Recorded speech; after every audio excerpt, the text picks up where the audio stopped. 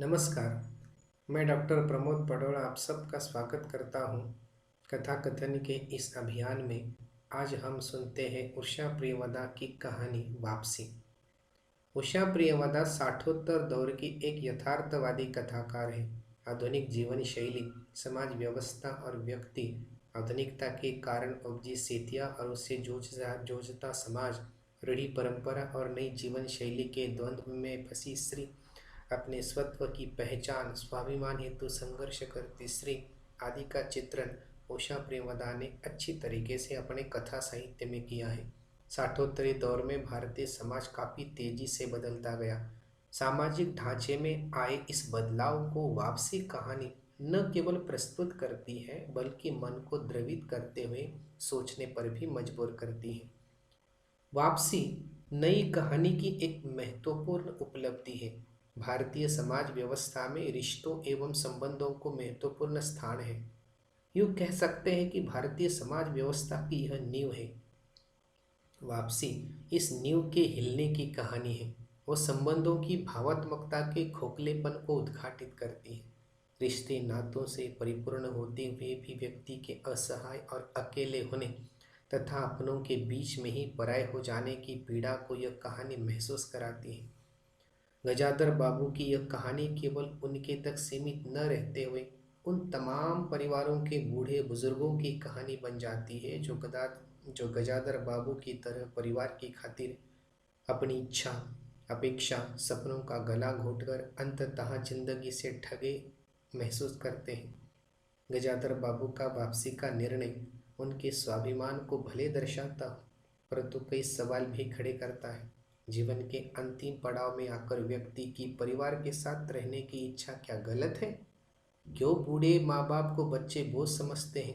अपने बच्चों के अच्छे और बेहतर भविष्य हेतु उन्हें डांट फटकार का भी हक माँ बाप को नहीं? अपने बच्चों से, पारिवारिक सदस्यों से बूढ़े बुजुर्गों का प्यार, स्नेह की अपेक्षा रखना क्या अनुचित है?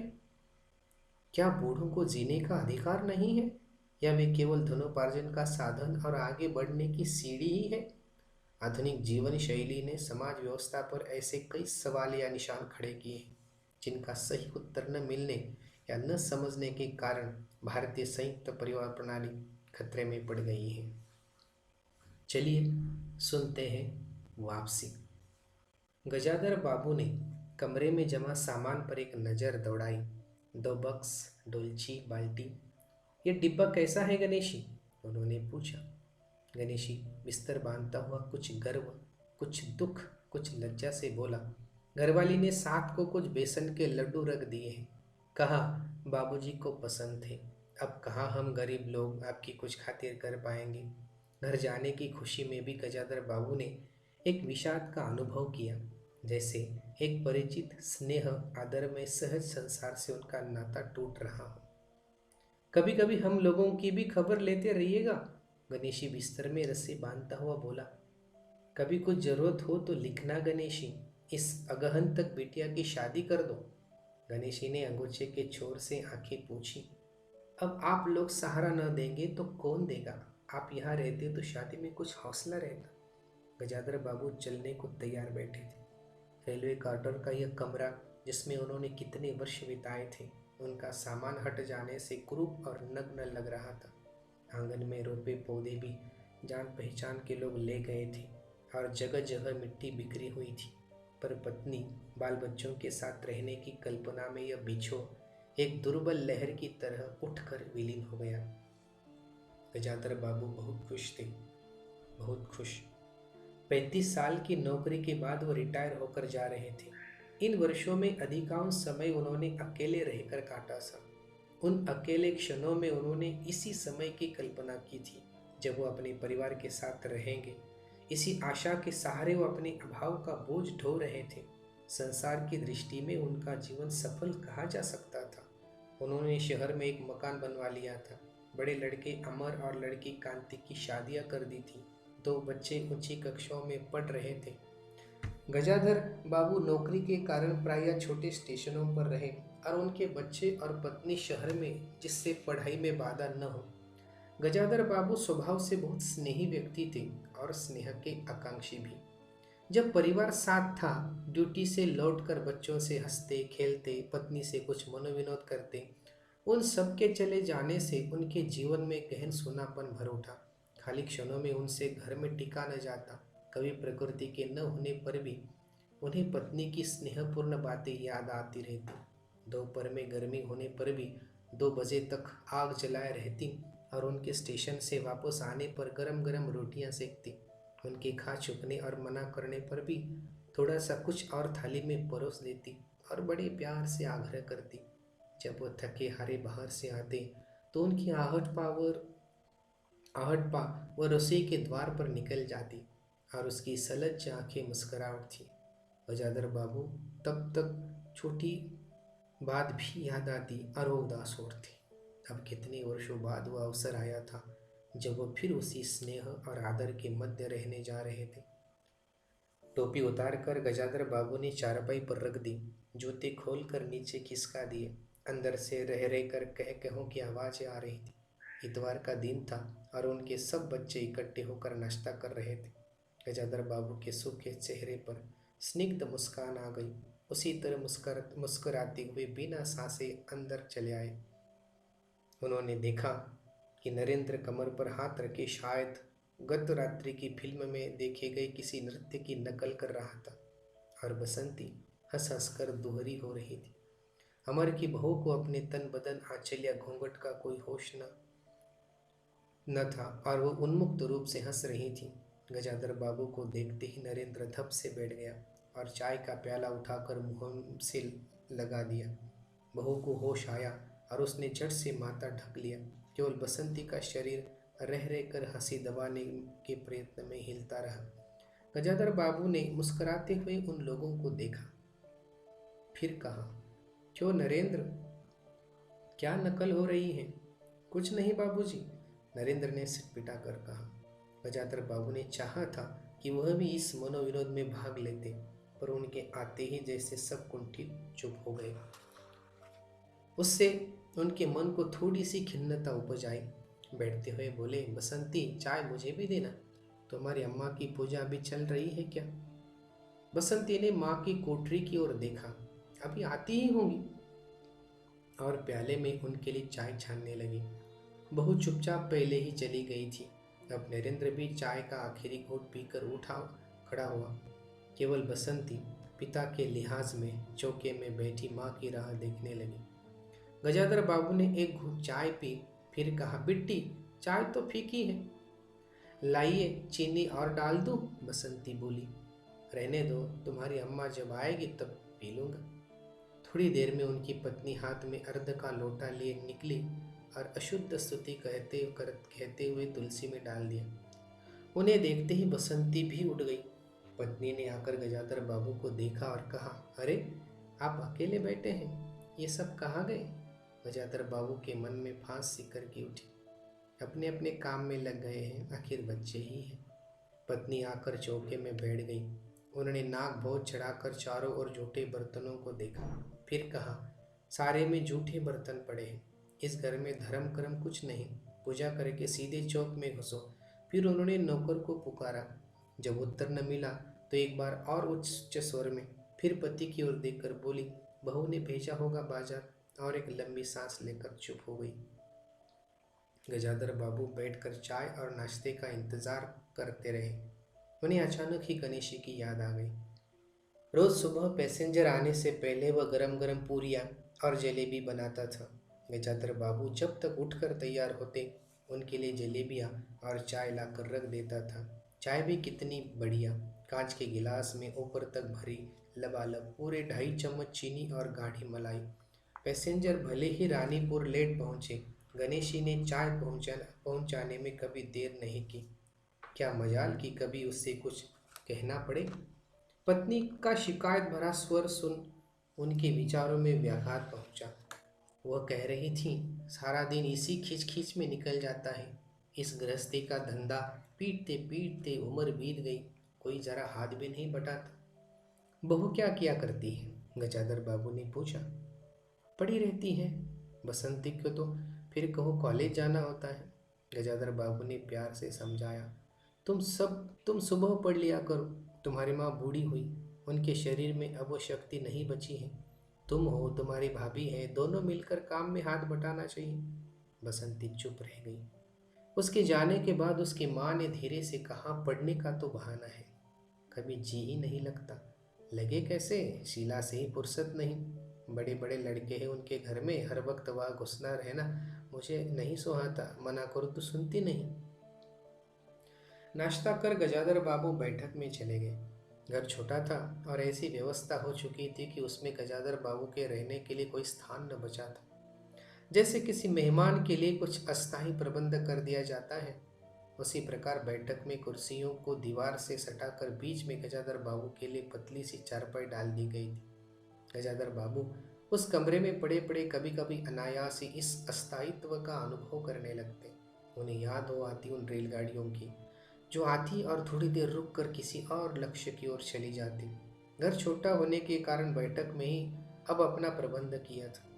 उनकी पत्नी के पास अंदर एक छोटा कमरा अवश्य था, पर वह एक ओर के मर्तबान, दाल चावल के कनस्तर और घी के डिब्बों से घिरा था। दूसरी ओर पुरानी रजाइयाँ दरियों में लिपटी और रस्सी से बंधी रहती थी।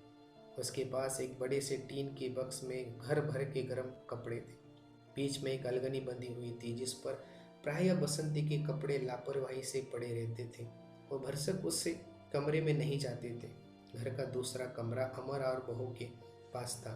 तीसरा कमरा जो सामने की ओर था बैठक था। गजाधर बाबू के आने से पहले उसमें अमर की ससुराल से आया बेत की 3 कुर्सियों का सेट पड़ा था। कुर्सियों पर नीली गद्दियां और बहू के हाथों के कड़े कुशन थे। जब कभी उनकी पत्नी को कोई लंबी शिकायत करनी होती तो अपनी चटाई बैठक में डालकर पड़ जाती थी। वह एक दिन चटाई लेकर आ गई। गजाधर बाबू ने घर गृहस्थी की बातें छेड़ी। वह घर का रवैया देख रहे थे। बहुत हल्के से उन्होंने कहा कि अब हाथ में पैसा कम रहेगा, कुछ खर्चा कम होना चाहिए। सभी खर्च तो वाजिब वाजिब है, किसका पेट काटूं। यही जोड़ गाड़ करते करते बूढ़ी हो गई, न मन का पहना न ओढ़ा। गजाधर बाबू ने आहत विस्मित दृष्टि से पत्नी को देखा। उनसे अपनी हैसियत छिपी न थी।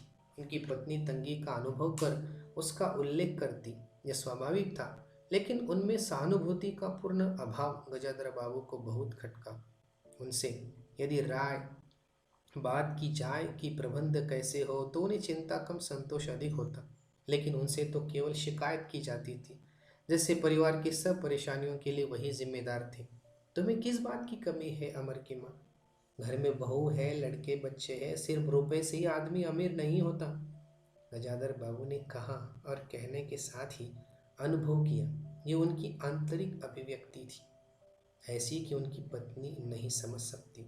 हाँ, बड़ा सुख है न बहू से, आज रसोई करने गई है, देखो क्या होता है, कहकर पत्नी ने आंखें मूंदी और सो गई। गजाधर बाबू बैठे हुए पत्नी को देखते रह गए। यही थी क्या उनकी पत्नी, जिसके हाथों के कोमल स्पर्श, जिसकी मुस्कान की याद में उन्होंने संपूर्ण जीवन काट दिया था। उन्हें लगा कि लावण्यमयी युवती जीवन की राह में कहीं खो गई है और उसकी जगह आज जो स्त्री है वो उनके मन और प्राणों के लिए नितांत अपरिचित है। गाढ़ी नींद में डूबी उनकी पत्नी का भारी सा शरीर बहुत बेडौल और कुरूप लग रहा था। चेहरा श्रीहीन और रूखा था। गजाधर बाबू देर तक निसंग दृष्टि से पत्नी को देखते रहे और फिर लेटकर छत की ओर ताकने लगे। अंदर कुछ गिरा और उनकी पत्नी हड़बड़ाकर उठ बैठी। लो, बिल्ली ने कुछ गिरा दिया शायद, और वो अंदर भागी। थोड़ी देर में लौटकर आई तो उनका मुंह फुला हुआ था। देखा बहू को, चौका खुला छोड़ आई। बिल्ली ने दाल की पतीली गिरा दी। सभी तो खाने को है, अब क्या खिलाऊंगी? वह सांस लेने को रुकी और बोली, एक तरकारी और 4 पराठे बनाने में सारा डिब्बा घी उंडेल कर रख दे। जरा सा दर्द नहीं है, कमाने वाला हाड़ तोड़े और यहाँ चीजें लूटे। मुझे तो मालूम था कि यह सब काम किसी के बस का नहीं है। गजाधर बाबू को लगा कि पत्नी कुछ और बोलेगी तो उनके कान झंझना उठेंगे। ओठ भींच करवट लेकर उन्होंने पत्नी की ओर पीठ कर ली। रात का भोजन बसंती ने जानबूझकर ऐसा बनाया था कि कौर तक निकल न जाए। गजाधर बाबू चुपचाप खाकर उठ गए, पर नरेंद्र थाली सरका कर उठ खड़ा हो और बोला, मैं ऐसा खाना नहीं खा सकता। बसंती तुनक कर बोली, तो न खाओ, कौन तुम्हारी खुशामद करता है। तुमसे खाना बनाने को कहा किसने था? नरेंद्र चिल्लाया। बाबूजी ने। बाबूजी को बैठे बैठे यही सोचता है। बसंती को उठाकर माँ ने नरेंद्र को मनाया और अपने हाथ से कुछ बनाकर खिलाया।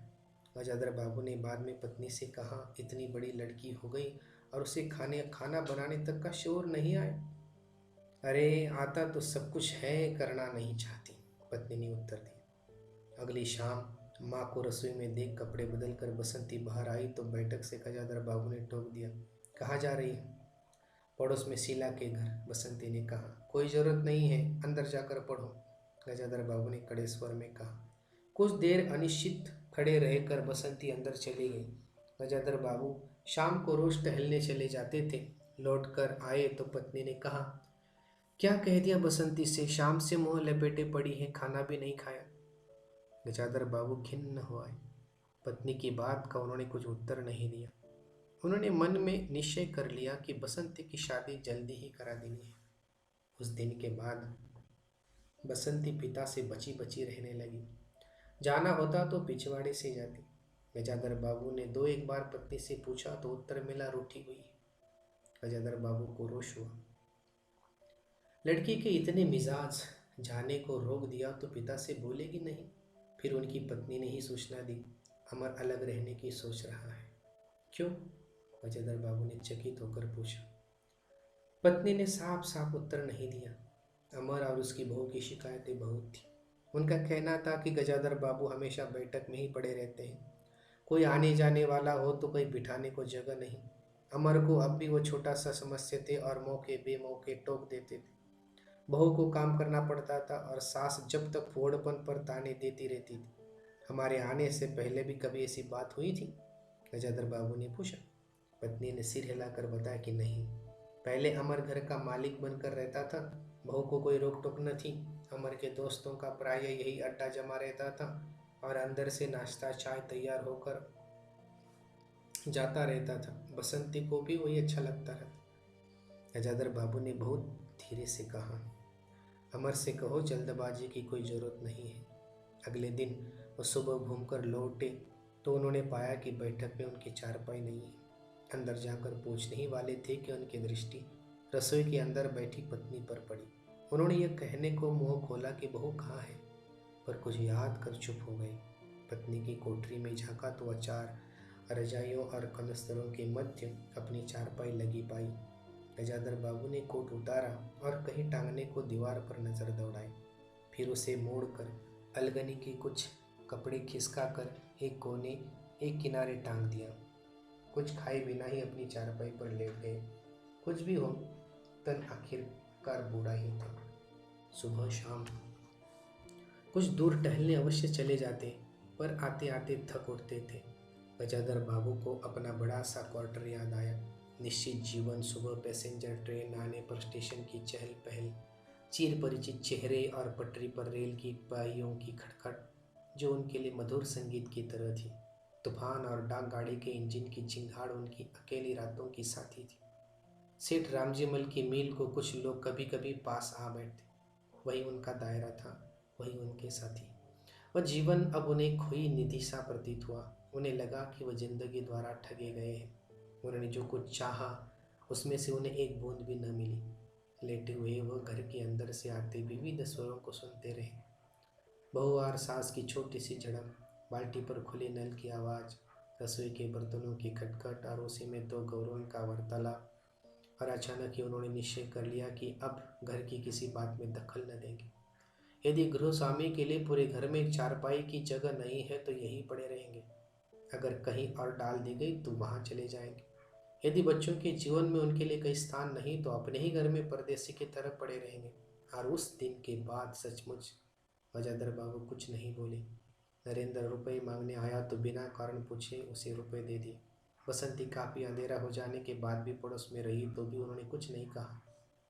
पर उन्हें सबसे बड़ा गम यह था कि उनकी पत्नी ने भी उनमें कुछ परिवर्तन लक्ष्य नहीं किया। वह मन ही मन कितना भार ढो रहे हैं, इससे वह अनजान ही बनी रही।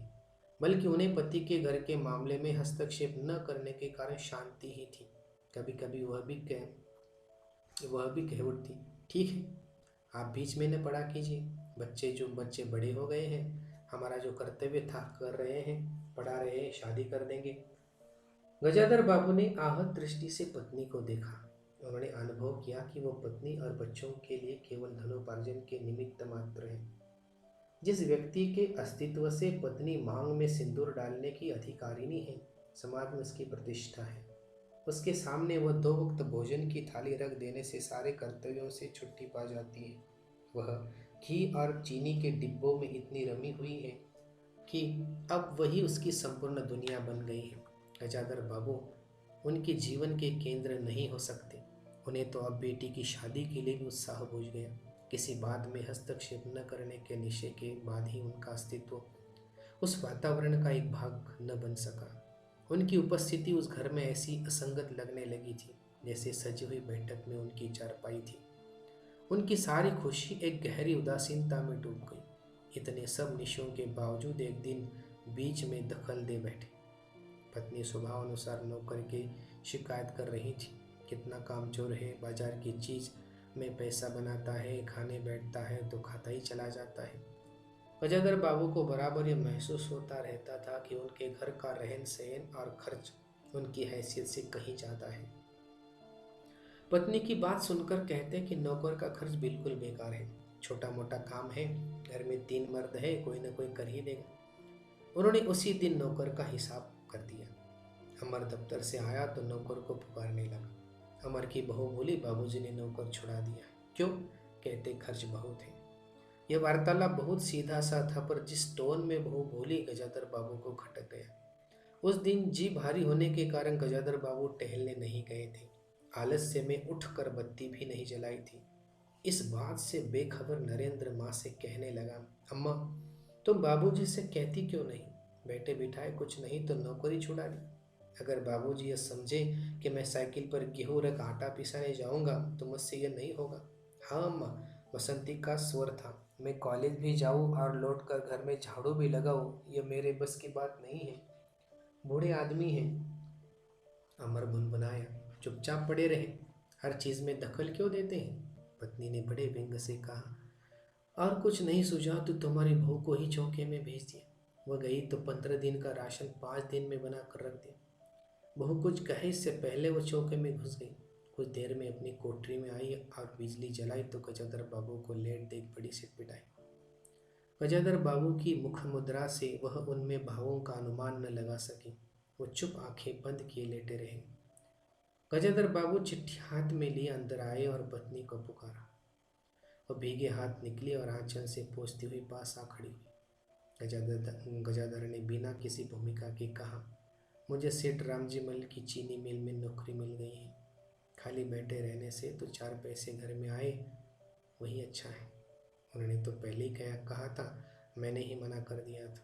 फिर कुछ रुक कर जैसी बुझी हुई आग में चिंगारी चमक उठे, उन्होंने धीमे स्वर में कहा, मैंने सोचा था कि बरसों तुम सबसे अलग रहने के बाद अवकाश पाकर परिवार के साथ रहूंगा। खैर, परसों जाना है, तुम भी चलोगी?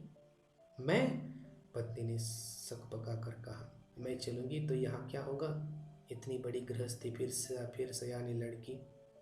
बात बीच में काट गजाधर बाबू ने हताश स्वर में कहा, ठीक है तुम यही रहो, मैंने तो ऐसे ही कहा था, और गहरे मन में डूब गए। नरेंद्र ने बड़ी तत्परता से बिस्तर बांधा और रिक्शा बुला लाया।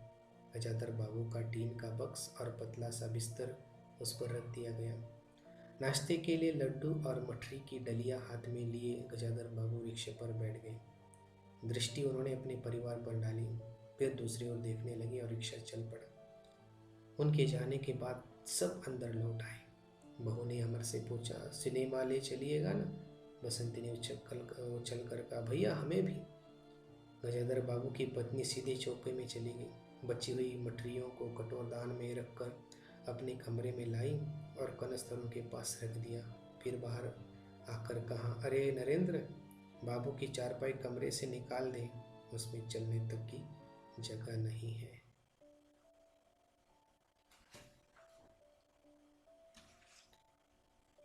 दोस्तों, आधुनिक समाज व्यवस्था में बूढ़े बुजुर्ग समाज और परिवार के लिए किसी बोझ से कम नहीं है। मानो जीने का अधिकार केवल युवाओं को ही है। बड़े बुजुर्गों का त्याग युवाओं के लिए कोई मायने नहीं रखता है। उनके त्याग, समर्पण, सेवा, योगदान को जिम्मेदारी, कर्तव्य का नाम देकर महत्वहीन करके भुला दिया जाता है। जब बड़े बुजुर्ग अपनी जिम्मेदारी बखूबी निभाते हैं तो युवाओं को भी अपना उत्तरदायित्व तो समझ में आना चाहिए। उन्हें उनके बुढ़ापे की लकड़ी बनने में कोई शर्म नहीं महसूस होनी चाहिए। ये तो उनका फर्ज है। अपनी व्यस्तता और कार्यमग्नता का बहाना बनाकर उसे टाला नहीं जा सकता। केवल धन संपत्ति, नाम, शोहरत से समाधान नहीं ढूंढा जा सकता। जहाँ तक भारतीय समाज व्यवस्था की बात है, पारिवारिक सौहार्द में ही उसकी खुशी निहित है। अगर यही बात समझ में आ गई तो किसी पर गजाधर बाबू बनने की नौबत नहीं आएगी। गजाधर बाबू की यह कहानी स्वस्थ समाज हेतु सहायक हो सकती है, बशर्ते उसकी वेदना की समझ पाठक के